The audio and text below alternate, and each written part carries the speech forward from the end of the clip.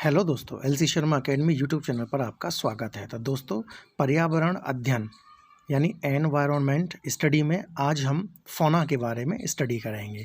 इससे पहले वाले वीडियो में मैंने पादप जगत यानी फ्लोरा के बारे में बताया था और आज के इस वीडियो में हम फौना यानी जंतु जगत के बारे में पढ़ते हैं। तो चलिए वीडियो को शुरू करते हैं। जंतु जगत यानी फौना, इस जगत के जंतुओं के विषय में पढ़ा जाता है। अरस्तु को जंतु विज्ञान का जनक कहा जाता है। पानी में रहने वाले जीव जैसे मछलियाँ, ऑक्टोपस, दरियाई घोड़ा आदि, रेंग कर चलने वाले जीव जैसे सांप, छिपकली, केंचुआ आदि, कीड़े मकोड़े जैसे बिच्छू, तितली, मच्छर, मकड़ी आदि, पशु पक्षी और मनुष्य सभी जंतु जगत में आते हैं। मनुष्य में संवहन या परिसंचरण तंत्र। अब हम मनुष्यों के बारे में पढ़ते हैं, डिटेल में पढ़ेंगे मनुष्यों के बारे में। मनुष्य विभिन्न चीज़ों को खाता है जो पचने के बाद शरीर के विभिन्न भागों तक पहुंचती है। पाचन प्रक्रिया के दौरान कुछ अपशिष्ट पदार्थ उत्पन्न होते हैं जिनका शरीर के उस भाग तक पहुंचना आवश्यक है जहां से वे बाहर निकल सकें। पाचित भोजन एवं ऑक्सीजन का शरीर के विभिन्न भागों यानी अंगों तक पहुंचना और अपशिष्ट पदार्थ एवं कार्बन डाइऑक्साइड का उत्सर्जन अंग तक पहुंचना ही परिसंचरण तंत्र कहलाता है।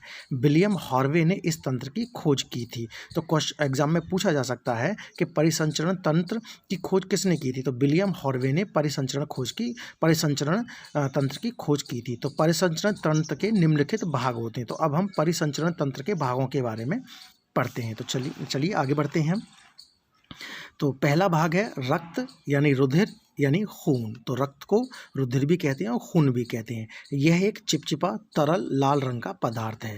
इसका लाल रंग इसमें मौजूद एक वर्णक हीमोग्लोबिन के कारण होता है। कॉकरोच, केंकड़े जैसे जीवों में यह वर्णक नहीं पाया जाता है, इसलिए उनका खून लाल नहीं होता है। अब इसका कार्य क्या होता है खून का? यह पचे हुए भोजन को शरीर के विभिन्न भागों तक पहुंचाता है। यह फेफड़ों से ऑक्सीजन को शरीर के अन्य भागों तक पहुंचाता है एवं शरीर के अन्य भागों से कार्बन डाइऑक्साइड को फेफड़ों तक पहुंचाता है। यह अपशिष्ट पदार्थों को शरीर के बाहर निकालने के लिए उन्हें उत्सर्जन अंगों तक पहुंचाता है। अब हम दूसरा भाग लेते हैं, हृदय यानी दिल। यह मनुष्य की बाईं छाती में स्थित होता है। इसका आकार मनुष्य की मुट्ठी के बराबर होता है, यानी जिस मनुष्य की मुट्ठी जितने आकार की है उसका दिल का साइज उतना ही बड़ा होता है। मनुष्य का हृदय 4 भागों यानी कक्षों में विभाजित होता है। ऊपर वाले दोनों भाग आलिंद कहलाते हैं और नीचे वाले दोनों भाग निलय कहलाते हैं। यह लगातार धड़कता रहता है। यह 1 मिनट में 72 बार धड़कता है। बच्चों के दिल की धड़कन इससे ज़्यादा भी होती है। डरने पर, ज़्यादा खुश होने पर या फिर दौड़ने भागने पर दिल की धड़कनें बढ़ जाती हैं। दिल की धड़कन को स्टेथोस्कोप से सुना जा सकता है। अब इसका कार्य क्या होता है, इसके कार्य के बारे में पढ़ते हैं। यह रक्त को पंप करता है ताकि रक्त पूरे शरीर में जा सके। तो दोस्तों, ये हृदय है। तो हृदय में दोनों साइड में ये फेफड़ा है और फेफड़े के बाद ये जो नली है इसको फुफ्फुसीय शिरा कहा जाता है और इसके बाद ये बायां आलिंद कहलाता है और ये दायां आलिंद कहलाता है। ये फुफ्फुसीय धमनियां हैं। इसके बाद ये महाधमनी है जहाँ पर हार्ट बीट चलती है और ये बायां निलय है और ये दायां निलय है और ये महाशिरा है और ये सारी कोशिकाएं हैं जिनको वेन्स कहते हैं। तो ये भी दोस्तों हृदय का एक फिगर यानी चित्र है, आप इसको देख सकते हैं। अब हम चलते हैं तीसरा अंग यानी तीसरे भाग पर, धमनी यानी शिरा। धमनी में ऑक्सीजन वाला रक्त होता है जिसे शुद्ध रक्त कहते हैं, परंतु फुफ्फुसीय धमनी में अशुद्ध रक्त होता है। धमनियां दिल से निकलती हैं। अब शिरा के बारे में पढ़ते हैं। शिरा में कार्बन डाइऑक्साइड वाला रक्त होता है जिसे अशुद्ध रक्त कहते हैं, परंतु फुफ्फुसीय शिरा में शुद्ध रक्त होता है। शिराएं शरीर के अन्य भागों से निकलती हैं। मनुष्य के हाथ पैरों पर जो हरी हरी नलियां दिखती हैं वे शिराएं कहलाती हैं यानी वेन्स कहलाती हैं। नोट यानी विशेष बात, मनुष्य में 4 प्रकार के रक्त समूह पाए जाते हैं, ए बी और ओ। ए बी रक्त समूह वाला व्यक्ति सभी से रक्त ले सकता है, इसलिए ए बी को सार्वभौमिक प्राप्तकर्ता कहते हैं यानी यूनिवर्सल। ओ रक्त समूह वाला व्यक्ति सभी को रक्त दे सकता है, इसीलिए उस ओ को सार्वभौमिक दानकर्ता कहते हैं, डोनेटर। और रुधिर यानी रक्त समूह की खोज कार्ल लैंडस्टीनर ने की थी। क्वेश्चन पूछा जा सकता है कि रक्त समूह की खोज किसने की थी, ब्लड ग्रुप की खोज किसने की थी? तो कार्ल लैंडस्टीनर ने ब्लड ग्रुप की खोज की थी। अब विभिन्न जीवों में हृदय का हृदय के कक्ष, इसके बारे में पढ़ते हैं। जीव और दूसरे कॉलम में दे रखे हैं कक्ष। तो मछलियों में हृदय के कितने कक्ष होते हैं? 2। सरीसृप यानी रेंग कर चलने वाले जो जीव होते हैं उनमें कितने कक्ष होते हैं? 3। उभयचर यानी जमीन और पानी में रहने वाले जीव, इनमें 3 होते हैं, लेकिन मगरमच्छ में 4 कक्ष होते हैं। पक्षियों में 4 कक्ष होते हैं, स्तनधारी में 4 कक्ष होते हैं और कॉकरोच में 13 कक्ष होते हैं। अब हम लेते हैं मनुष्य में पाचन। मनुष्य में पाचन कैसे होता है? मनुष्य भोजन का ऐसे रूप में टूटना जिस रूप में मनुष्य का शरीर उसे ग्रहण कर ले, पाचन कहलाता है। पाचन प्रक्रिया में जो अंग मदद करते हैं वे हैं मुख, गुहिका यानी मुंह, ग्रास नली, आमाशय यानी पेट, छोटी आंत जिसको क्षुद्रांत कहते हैं और बड़ी आंत जिसको बृहद्रांत कहते हैं, मलाशय और गुदा। तो दोस्तों यहाँ पर पाचन अंग दे रखे हैं, आप इन्हें पढ़ सकते हैं और स्टडी कर सकते हैं। जैसे ये मुख गुहिका है, इसके बाद ये लार ग्रंथि है, इसके बाद ये ग्रसिका यानी श्वास नली है, इसके बाद ये पित्ताशय है और ये आमाशय है, ये यकृत है और ये अग्नाशय है। यहाँ पर क्षुद्रांत है और यहाँ पर बृहद्रांत है। क्षुद्रांत का मतलब छोटी आंत और बृहद्रांत का मतलब बड़ी आंत, और ये मलाशय है जहाँ पर गंदगी इकट्ठी होती है, और ये गुदा है जहाँ से हम गंदगी को निकालते हैं। अब नेक्स्ट हेडिंग लेते हैं दोस्तों, पाचन प्रक्रियाएं। पाचन प्रक्रियाएं कई होती हैं, उनमें सबसे पहली है अंतर्ग्रहण। अंतर्ग्रहण क्या होता है? पढ़ते हैं। इस प्रक्रिया के द्वारा मनुष्य भोजन को शरीर के अंदर लेता है। यह प्रक्रिया मुख गुहिका के द्वारा होती है। मुख गुहिका में जीभ और दांत होते हैं। जीभ के ऊपर कलिकाएं पाई जाती हैं जो भोजन को चखने में मदद करती हैं। जीभ भोजन को लार के साथ मिलाने में और निगलने में भी मदद करती है। दांत से भोजन को काटा जाता है, चीरा जाता है और पीसा जाता है और चबाया जाता है। और नेक्स्ट लेते हैं पाचन प्रक्रिया, दूसरी है पाचन। इस प्रक्रिया में भोजन छोटे छोटे कणों में टूट जाता है।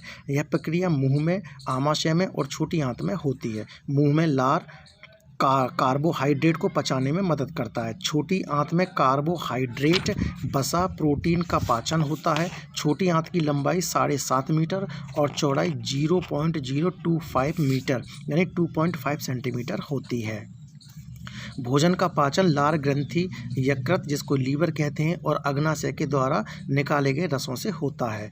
आमाशय में भोजन का पाचन तेजी से होता है क्योंकि भोजन के मंथन के कारण इसकी सतह का क्षेत्रफल बढ़ जाता है और एंजाइमों की क्रिया तेज हो जाती है। आमाशय में आमाशय रस की प्रकृति अम्लीय होती है। अब हम तीसरा पॉइंट लेते हैं, अवशोषण।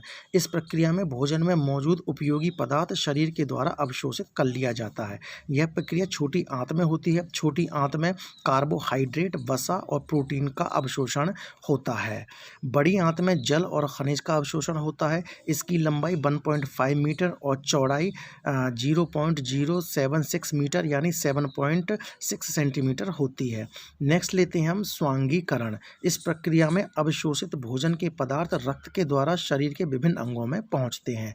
और पांचवा है बहिष्करण यानी निष्कासन। इस प्रक्रिया में अपचित भोजन शरीर से बाहर निकल जाता है। अपचित भोजन मलाशय में इकट्ठा होता है और कुछ समय बाद गुदा द्वारा मल के रूप में बाहर आ जाता है। नोट यानी याद रखने योग्य बात, पाचन के विषय में डॉक्टर विलियम बोमेंट ने बहुत खोजबीन किया था। अनेक प्रयोगों के बाद उन्होंने पता लगाया है कि पेट में खाना अच्छी तरह पिस जाता है जिससे भोजन जल्दी पचता है। अब थोड़ा सा दोस्तों हम जीभ और दांत के बारे में डिफरेंस पता कर लेते हैं। जीभ से स्वाद का पता चलता है। और दांत, मनुष्य में आयु के आधार पर 2 प्रकार के दांत होते हैं, एक दूध के दांत और दूसरे स्थायी दांत। जीभ के अगले भाग से मीठा, पिछले भाग से कड़वा, तीखा और दोनों साइड से खट्टा नमकीन स्वाद का पता चलता है। ये जीभ के बारे में। अब दांत 2 प्रकार के थे, दूध के दांत और स्थायी दांत। ये 20 होते हैं, दूध के दांत 20 होते हैं और दूध के दांत 8 साल तक ये टूट जाते हैं। और स्थायी दांत ये 32 होते हैं और 8 साल के बाद ये निकलते हैं। अब दोस्तों हम नेक्स्ट हेडिंग लेते हैं, मनुष्य में उत्सर्जन। जिस प्रक्रिया के द्वारा मनुष्य के शरीर से अपशिष्ट पदार्थ बाहर निकलते हैं उसे उत्सर्जन कहा जाता है। जिन अंगों के द्वारा उत्सर्जन होता है उन्हें उत्सर्जन अंग कहते हैं। मनुष्य में उत्सर्जन अंग हैं गुर्दा जिसको वृक्क कहते हैं, फेफड़े जिसको फुफ्फुस कहते हैं, त्वचा, यकृत को लीवर कहते हैं और मलाशय। मनुष्य में उत्सर्जन मुख्य रूप से मूत्र यानी पेशाब और मल के रूप में होता है। तो दोस्तों यहाँ पर उत्सर्जन तंत्र दिखाया है और आप देख सकते हैं ये धमनी है, ये शिरा है यानी वेन नली और वृक्क है ये, यानी गुर्दा, और ये मूत्र वाहिनी है, और ये मूत्राशय है, और ये मूत्र मार्ग है। अब थोड़ा सा दोस्तों हम लेते हैं गुर्दा यानी वृक्क। मनुष्य में 2 गुर्दे पाए जाते हैं। यह मुख्य उत्सर्जन अंग है। इनका आकार राजमा की फली की तरह होता है। राजमा जो सब्जी, जिसकी सब्जी बनाकर खाई जाती है, तो राजमा की जो फली होती है उसकी तरह इसका आकार होता है। जब रक्त गुर्दों में पहुंचता है तब गुर्दे उसमें से उपयोगी और हानिकारक पदार्थ छान लेते हैं। उपयोगी पदार्थों को रक्त पुनः अवशोषित कर लेता है और हानिकारक पदार्थ जल में घुलकर मूत्र के रूप में शरीर से बाहर निकल जाते हैं। वृक्क यानी गुर्दा मूत्र वाहिनी, मूत्राशय और मूत्र मार्ग उत्सर्जन तंत्र का निर्माण करते हैं। अब दोस्तों हम फेफड़ों के बारे में पढ़ते हैं।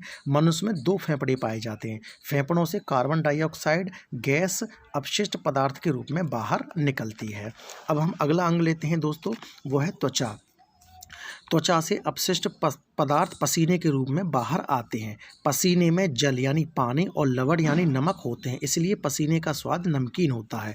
अब दोस्तों नेक्स्ट अंग लेते हैं लीवर यानी यकृत। मनुष्य में एक लीवर पाया जाता है। लीवर अमीनो एसिड और अमोनिया को यूरिया में बदल देता है और उसके बाद यूरिया मूत्र के द्वारा शरीर से बाहर निकल जाता है। अब है मलाशय। मलाशय मनुष्य के शरीर में जब आंतों के द्वारा भोजन का पाचन और अवशोषण हो जाता है तब अपचा हुआ भोजन मलाशय में इकट्ठा हो जाता है। इकट्ठा हुआ अपचा भोजन जिसका पाचन नहीं होता उसे अपचा कहते हैं। अपचा भोजन कुछ समय बाद गुदा के द्वारा मल के रूप में शरीर से बाहर निकल जाता है।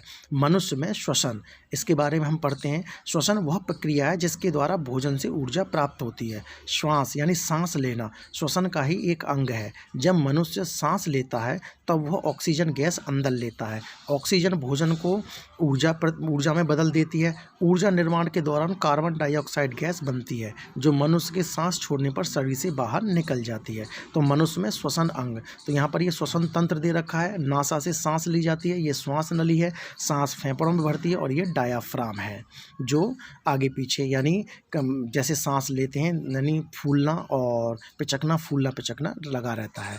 अब नासा द्वार यानी नाक। मनुष्य नाक से सांस लेता है और छोड़ता है। नाक में मौजूद बाल और चिकने पदार्थ धूल को शरीर में घुसने नहीं देते हैं। यानी नाक में जो बाल होते हैं वो फिल्टर का काम करते हैं और जो बाल होते हैं वो धूल और चिकने पदार्थ को शरीर में घुसने नहीं देते। अब फेफड़ा यानी फुफ्फुस। फेफड़ों में ऑक्सीजन रक्त में मिल जाती है और कार्बन डाइऑक्साइड बाहर निकल जाती है।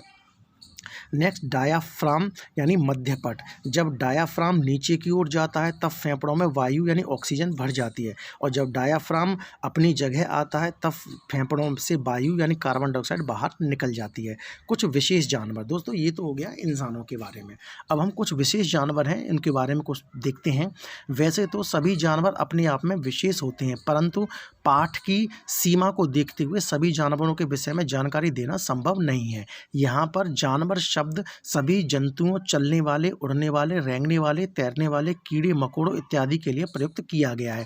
बाघ, यह हमारा राष्ट्रीय पशु है। इसके शरीर पर पीली और काली धारियां होती हैं। इसकी आयु लगभग 26 साल होती है। यह अपनी मूंछों की मदद से शिकार का पता लगा लेता है और अंधेरे में अपना रास्ता ढूंढ लेता है। यह अपने कानों की मदद से शिकार की धीमी से धीमी आवाज़ को सुन लेता है।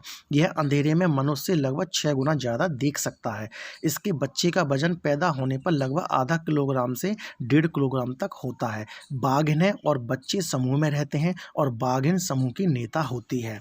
बाघ के नर बच्चे 2-3 साल बाद अपने समूह को छोड़ देते हैं। यह अपने मूत्र की मदद से अपने क्षेत्र को पहचान लेता है।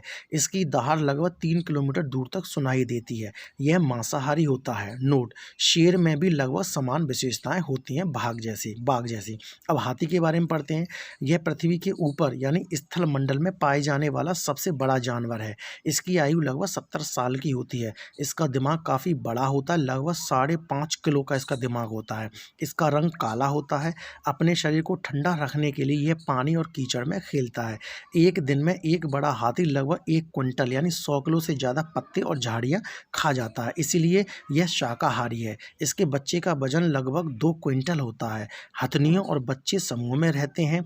एक समूह में लगभग 10-12 जानवर होते हैं। सबसे बुजुर्ग हथनी समूह की नेता होती है। तो दोस्तों ये हाथी के बारे में था। कुछ और पॉइंट देखते हैं हाथी के बारे में। हाथी के नर बच्चे 14-15 साल बाद अपने समूह को छोड़ देते हैं। हाथी बहुत कम सोते हैं, यानी बस 2 से 4 घंटे। हाथी के कान बहुत बड़े होते हैं, यह सुनने के अलावा अपने कानों से हवा भी कर लेता है। अब दोस्तों हम पेंगुइन के बारे में पढ़ते हैं। पेंगुइन यह ना उड़ने वाला पक्षी है। यह पानी में तैर सकता है। यह बर्फीले इलाकों में पाया जाता है। यह बर्फ पर अंडे देता है। नर पेंगुइन अंडे की देखभाल करता है और यह समूह में रहता है। अब थोड़ा सा व्हेल के बारे में पढ़ते हैं। व्हेल यह पानी में रहती है परंतु स्तनधारी है, क्योंकि यह बच्चे को जन्म देती है। ब्लू व्हेल पृथ्वी की सबसे बड़ी जानवर है। यह फेफड़ों से सांस लेती है। इसकी आयु लगभग 90 साल होती है। सांप यह रेंग कर चलते हैं। इनके दांत होते हैं परंतु ये भोजन को पूरा निगल जाते हैं। इनके कान नहीं होते हैं। यह जमीन पर हुए कंपन को महसूस करते हैं। ये मांसाहारी होते हैं। ये अपने 2 खोखले दांतों का प्रयोग जहर निकालने के लिए करते हैं। इनके काटने की दवाई इनके जहर से ही बनाई जाती है। हमारे देश में केवल 4 प्रकार के जहरीले सांप पाए जाते हैं। ये हैं नाग, जिसको कोबरा कहते हैं, दुबोइया, करैत और अफाई। कोबरा सांप घोंसला बनाता है। अजगर सबसे लंबा जीव है। इसकी लंबाई 30 फीट तक होती है। यह किसानों के मित्र भी होते हैं, क्योंकि ये फसलों को नुकसान पहुंचाने वाले चूहों को खा जाते हैं। तो दोस्तों अब हम पढ़ते हैं केंचुआ के बारे में। यह भी रेंग कर चलने वाला जीव है। ये भूरे रंग का होता है। इसकी आयु लगभग 8 साल तक होती है। इसकी लंबाई 14 इंच तक हो सकती है। ये बारिश के मौसम में ज़मीन पर आ जाते हैं। थोड़ा और देखते हैं दोस्तों केंचुआ के बारे में। केंचुआ मृत पत्तियों और पौधों को खाते हैं तथा इनके मल से जमीन उपजाऊ बनती है। केंचुए जमीन में छेद बनाते हैं, जिससे जमीन पोली हो जाती है। केंचुए द्वारा बनाए गए छिद्रों से जमीन को आसानी से हवा और पानी मिल जाता है। यह भी किसानों के मित्र हैं, क्योंकि जब ये मिट्टी को भुरभुरी करते हैं तब हवा उसमें चली जाती है, जो फसलों के लिए लाभदायक होती है। अब लेते हैं हम स्लॉथ। स्लॉथ क्या है? यह भालू जैसा जानवर है। यह रात्रिचर है और दिन में सोता है। लगभग 18 घंटे यह दिन में सोता है और यह पेड़ों पर उल्टा लटक कर सोता है। इसकी आयु लगभग 40 साल की होती है। ये एक अच्छा तैराक भी है। ये पेड़ों के पत्ते खाते हैं और कीड़े मकोड़ों को भी खाते हैं। दोस्तों अब एक नोट यानी विशेष बात लेते हैं। शीत निद्रा यानी हाइबरनेशन। कुछ जानवर ठंड के मौसम में बिल्कुल दिखाई नहीं देते। वे पूरी सर्दी अपने अपने आश्रय में सोते रहते हैं। इसे शीत निद्रा कहा जाता है, जैसे सांप, बिच्छू, छिपकली, भालू आदि। अब दोस्तों हम कोशिका के बारे में पढ़ते हैं कि कोशिका क्या है। जिस तरह से घर ईंटों से बने होते हैं, उसी तरह से जानवर भी छोटी छोटी इकाइयों से बने होते हैं। इन छोटी छोटी इकाइयों को कोशिका कहा जाता है, अर्थात कोशिका किसी जीव की आधारभूत इकाई है। दूसरे शब्दों में हम कह सकते हैं कि कोशिका किसी जीव की संरचनात्मक एवं कार्यात्मक इकाई है। कोशिका की खोज 1665 में रॉबर्ट हुक ने कॉर्क यानी एक प्रकार की लकड़ी में की थी। कोशिका के आधार पर जीव 2 प्रकार के होते हैं, एक कोशिकीय जीव और दूसरा बहुकोशिकीय जीव।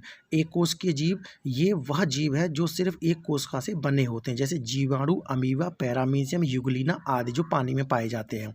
और बहुकोशीय जीव ये वह जीव हैं जो एक से ज़्यादा कोशिकाओं से बने होते हैं, जैसे कवक, जानवर आदि। अब कोशिका की संरचना के बारे में पढ़ते हैं। कोशिका की संरचना क्या होती है? कोशिका के अनेक भाग होते हैं जिन्हें कोशिकांग कहा जाता है। इन कोशिकांगों के अलग अलग कार्य होते हैं। पेड़ पौधों और जानवरों की कोशिकाएं अलग अलग होती हैं, किंतु दोनों की कोशिकाओं में कुछ कोशिकांग एक समान होते हैं। कोशिका के कोशिकांग एवं उनके कार्य निम्नलिखित हैं। तो अब कार्य देखते हैं दोस्तों। कोशिकांग और उसके कार्य। कोशिका भित्ति, इसका कार्य क्या है? यह सिर्फ पेड़ पौधों में पाई जाती है। इसका कार्य पादप कोशिका को आकार देना एवं रक्षा करना है। दूसरा है कोशिका झिल्ली। इसका कार्य कोशिका के अंदर बाहर आने जाने वाले कणों को नियंत्रित करना है। नेक्स्ट है केंद्रक। इसका कार्य कोशिका की सभी गतिविधियों को नियंत्रित करना है। यह एक पीढ़ी से दूसरी पीढ़ी तक आनुवंशिक गुणों को भी पहुंचाता है। नेक्स्ट है तारककाय। यह सिर्फ जंतु कोशिका में होती है और इसका कार्य कोशिका विभाजन में मदद करना है। नेक्स्ट है माइटोकॉन्ड्रिया। इसका कार्य कोशिका को ऊर्जा देना है। नेक्स्ट है गोल्गी काय। इसका कार्य भोजन को इकट्ठा करना है। नेक्स्ट है अंतःप्रद्रव्य जालिका। इसका कार्य कोशिका के अंदर कणों को एक जगह से दूसरी जगह पहुंचाना है।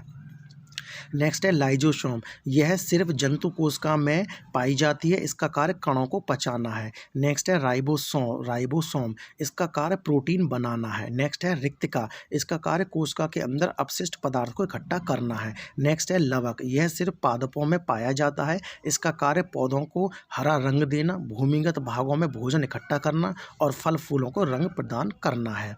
अब दोस्तों नेक्स्ट हेडिंग लेते हैं कोशिका द्रव्य। कोशिका के अंदर जो द्रव्य पाया जाता है, जिसमें सभी कोशिकांग पाए जाते हैं, कोशिका द्रव्य कहलाते हैं। कि अब इस कोशिका द्रव्य के कुछ पार्ट ले लेते हैं। केंद्रक द्रव्य, केंद्र के अंदर पाया जाने वाला द्रव्य केंद्रक द्रव्य कहलाता है। दूसरा है जीव द्रव्य, कोशिका द्रव्य और केंद्रक द्रव्य मिलकर जीव द्रव्य बनाते हैं और यह कोशिका का जीवित पदार्थ कहलाता है। यह जीवन का भौतिक आधार है। इसकी खोज 1939 में J.E. पुरकिंजे ने की थी। पादप कोशिका एवं जंतु कोशिका में भिन्नता। तो दोस्तों यहाँ पर पादप कोशिका के बारे में एक फिगर दे रखा है। जैसे ये माइटोकॉन्ड्रिया है, ये गोल्गी का है, ये कोशिका भित्ति है जो बाहर की लाइन देख रहे हैं, और ये कोशिका झिल्ली है जो कोशिका भित्ति के अंदर है, और ये केंद्रक है, और यहाँ पर अंतः प्रद्रव्य जाले का राइबोसोम है जो आपको ये यहाँ दिखाई दे रहा है। ये कोशिका द्रव्य है, ये जो भरा हुआ है, और ये लवक हैं जो आपको गहरे स्पॉट के रूप में दिखाई दे रहे हैं, और ये कोशिका द्रव्य है जो केंद्र के अंदर भरा हुआ है, और ये जो खाली स्पेस आपको दिखाई दे रहा है ये रिक्तिका है। नेक्स्ट फिगर देखते हैं दोस्तों जंतु कोशिका में। जंतु कोशिका इस तरीके की होती है। ये माइटोकॉन्ड्रिया होता है, जो ये है माइटोकॉन्ड्रिया है। ये लाइजोसोम है जो गहरे गहरे कलर में आपको दिखाई दे रहे हैं। ये गोल्गी का है जो थोड़ा कुछ अमीबा की आकृति में दिखाई दे रहा है। ये केंद्रक कहलाता है, और ये अंतः प्रद्रव्य जाले का है, और ये राइबोसोम्स हैं जो आपको डॉट्स के रूप में दिखाई दे रहे हैं। और ये जो इसमें भरा हुआ है ये कोशिका द्रव्य है, और ये केंद्रक में जो भरा हुआ है तरल पदार्थ ये केंद्रक द्रव्य है, और ये जो आपको स्पेस दिखाई दे रहा है कुछ पैरामीशियम टाइप का ये रिक्तिका है। तो दोस्तों अब हम नेक्स्ट चलते हैं कोशिकांग, पादप कोशिका और जंतु कोशिका। कोशिकांग कौन कौन है? कोशिका भित्ति पादप कोशिका में इसमें होती है, जंतु कोशिका में यह है कोशिका भित्ति नहीं होती है। लवक पादप कोशिका में लवक पाए जाते हैं और जंतु कोशिका में लवक नहीं पाए जाते हैं। तारक का है पादप कोशिका में नहीं पाए जाते हैं, जंतु कोशिका में पाए जाते हैं। लाइजोसोम या लाइसोसोम ये पादप कोशिका में नहीं होते हैं और ये जंतु कोशिका में होते हैं। नेक्स्ट है रिक्तिका, इसमें बड़ी होती है, पादप कोशिका में रिक्तिका बड़ी होती है और जंतु कोशिका में रिक्तिका छोटी होती है। और आकार इसकी कोशिका का आकार बड़ा होता है पादप कोशिका में, और जंतु कोशिका में इसकी कोशिका का आकार छोटा होता है। दोस्तों पादप किसको कहते हैं? फ्लोरा को, और जंतु किसको कहते हैं? फौना को। नेक्स्ट लेते हैं कोशिकांग और उनके उपनाम। कोशिकांग यानी केंद्रक, इसका उपनाम क्या है? कोशिका का मस्तिष्क नियंत्रण कक्ष कहा जाता है। किसको? केंद्रक को। राइबोसोम को हम क्या कहते हैं? प्रोटीन की फैक्ट्री कहा जाता है। लाइजोसोम या लाइसोसोम को आत्मघाती थैली या पाचक थैली कहते हैं। माइटोकॉन्ड्रिया को ऊर्जा गृह कहते हैं। सबसे छोटी कोशिका माइकोप्लाज्मा यानी गैलीसेप्टिकम यानी PPLO होती है। सबसे बड़ी कोशिका शुतुरमुर्ग का अंडा होता है, और सबसे लंबी कोशिका तंत्रिका होती है। तो दोस्तों ये था फौना के बारे में। तो दोस्तों अब हम कुछ अभ्यास प्रश्न ले लेते हैं जो कि एग्जाम की दृष्टि से बहुत ही महत्वपूर्ण हैं। निम्नलिखित में से किस जगत में अमीबा पैरामीशियम जैसे सजीवों का अध्ययन किया जाता है? ऑप्शन ए मोनेरा जगत, ऑप्शन बी कवक जगत, ऑप्शन सी प्रोटिस्टा जगत, और ऑप्शन डी पादप जगत। तो इसका आंसर होगा ऑप्शन सी यानी प्रोटिस्टा जगत। नेक्स्ट क्वेश्चन है जीवाणुओं के बारे में निम्न के कथनों पर विचार कीजिए और बताइए कि कौन सा कथन असत्य है। पहला है जीवाणुओं से बचाने के लिए चीज़ों को कोल्ड स्टोरेज में रखा जाता है। दूसरा है जीवाणुओं से बचाने के लिए चीज़ों को गर्म करके नहीं रखा जाता है। तीसरा है जीवाणुओं से बचाने के लिए खाद्य पदार्थों को अचार या मुरब्बा के रूप में रखा जाता है। तो यहाँ पर विकल्प दे रखें ए और बी दोनों सही हैं, केवल ए सही है। इसमें से कौन सा असत्य छांटना है? तो ए और बी ऑप्शन है केवल दूसरा, सी में है केवल दूसरा, और डी में है केवल तीसरा। तो इसका सही आंसर होगा सी यानी केवल तीसरा गलत है, जीवाणुओं से बचाने के लिए जीवों को गर्म करके नहीं रखा जाता, जबकि जीवों को गर्म करके चीज़ों को गर्म करके रखा जाता है। क्वेश्चन 3 है, बगुला भैंस की पीठ पर बैठकर उसके शरीर पर मौजूद कीटों को खाता है, इससे बगुले को भोजन मिल जाता है और भैंस की सफाई हो जाती है। यह किस प्रकार का उदाहरण है? ऑप्शन ए है सहजीविता, ऑप्शन बी है कवक, ऑप्शन सी है मानव जीवता और ऑप्शन डी है परस्परता। तो इस क्वेश्चन का आंसर होगा ए, ऑप्शन होगा ए सहजीविता। क्वेश्चन 4, सीमा प्रतिदिन अपने बगीचे में लगे गुलाब, नींबू व गुड़हल को पानी देती है। ये तीनों पौधों के कौन से प्रकार का उदाहरण है? ऑप्शन ए झाड़ी, ऑप्शन बी लता, ऑप्शन सी वृक्ष और ऑप्शन डी शाख। तो इसका सही आंसर होगा झाड़ी, ऑप्शन ए। क्वेश्चन 5, मूसला जड़ें जो हम खाते हैं, इस कथन के आधार पर मूसला जड़ों को बताइए। ऑप्शन ए प्याज, ऑप्शन बी गाजर, ऑप्शन सी मक्का और ऑप्शन डी गन्ना। तो इसका सही आंसर है गाजर, यानी ऑप्शन बी। क्वेश्चन 6, निम्न कथनों पर विचार कीजिए। कथन ए, मृत पत्तियों और पौधों को खाते हैं तथा इनके मल से जमीन उपजाऊ बनती है। बी, ये जमीन में छेद बनाते हैं जिससे जमीन पोली हो जाती है। सी, इनके द्वारा बनाए गए छेदों से जमीन को आसानी से हवा और पानी मिल जाता है। उपरोक्त कथन किससे संबंधित हैं? यानी ए चूहों से, बी केंचुओं से, सी सांपों से और डी इन सभी से। तो इसका सही आंसर है केंचुओं से, यानी बी। क्वेश्चन 7, अध्यापक द्वारा कक्षा में पौधों के द्वारा भोजन बनाने की प्रक्रिया को समझाया जा रहा है। अध्यापक किस विषय पर बातचीत कर रहा है? तो इसके ऑप्शंस हैं। ऑप्शन ए है प्रकाश परावर्तन, ऑप्शन बी है प्रकाश संश्लेषण, ऑप्शन सी है प्रकाश प्रकीर्ण और ऑप्शन डी है प्रकाश संवहन। तो इसका सही आंसर होगा प्रकाश संश्लेषण, यानी ऑप्शन बी। क्वेश्चन 8, पौधों की पत्तियों में समानांतर शिरा विन्यास होता है। समानांतर शिरा विन्यास का उदाहरण बताइए। ऑप्शन ए केला, ऑप्शन बी मूली, ऑप्शन सी चना और ऑप्शन डी नींबू। तो इसका सही आंसर है ऑप्शन ए केला। क्वेश्चन नंबर 9, निम्न में से सत्य कथन कौन सा है? ए, एक वयस्क हाथी एक दिन में 100 किलोग्राम से अधिक पत्तियां और झाड़ियां खा लेता है। बी, एक हाथी कम से कम 6 घंटे सोता है। सी, हाथियों के समूह का नेता सबसे बुजुर्ग हाथी होता है। और डी, हाथी के 2 महीने के बच्चे का वजन 150 किलोग्राम होता है। तो इसका सही आंसर है ए, यानी एक वयस्क हाथी एक दिन में 100 किलोग्राम से अधिक पत्तियां और झाड़ियां खा लेता है। क्वेश्चन नंबर 10, निम्नलिखित में से कौन सा वृक्ष 24 घंटे ऑक्सीजन देता है? ऑप्शन ए बरगद, ऑप्शन बी पीपल, ऑप्शन सी केला और ऑप्शन डी आम। तो इसका सही आंसर है ऑप्शन बी, यानी पीपल।